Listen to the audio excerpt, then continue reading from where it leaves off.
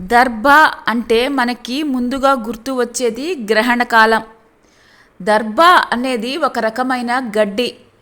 దీనిని హిందువులు పరమ పవిత్రంగా భావిస్తారు. దర్భను ఒక క్రిమినాశినిగా అంతర్జాతీయ శాస్త్రజ్ఞులు గుర్తించారు. ఈ దర్భలో కూడా చాలా రకాలు ఉన్నాయి. వీటిలో దర్భజాతి దర్భను అపర కర్మలకు, కుశజాతి దర్భను సుకర్మలకు, బర్హిస్సు జాతి దర్భను యజ్ఞయాగాది శ్రౌత క్రతువులకు ఉపయోగిస్తారు. శరము జాతి దర్భను గృహ నిర్మాణాలకు ఉపయోగిస్తారు. విష్ణుమూర్తి కూర్మావతారంలో మందర పర్వతాన్ని మోస్తున్నప్పుడు ఆ పర్వత రాపిడికి కూర్మ ఒంటి మీద ఉండే కేశాలు సముద్రంలో కలిసి అవి మెల్లిగా ఒడ్డుకు కొట్టుకొని పోయి కుశాలుగా మారాయి. అమృతం వచ్చినప్పుడు కొన్ని చుక్కలు ఈ కుశ అనే గడ్డి మీద పడటం వలన వాటికి అంత పవిత్రత సంతరించుకుంది.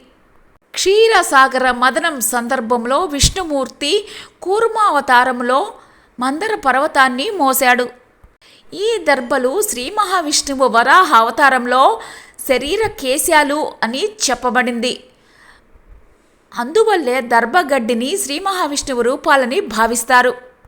భాద్రపద మాసంలో దుర్గాష్టమి రోజు వీటికి ప్రత్యేక పూజలు చేస్తారు. దర్భకు దేన్నైనా శుద్ధి చేసే శక్తి ఉంది.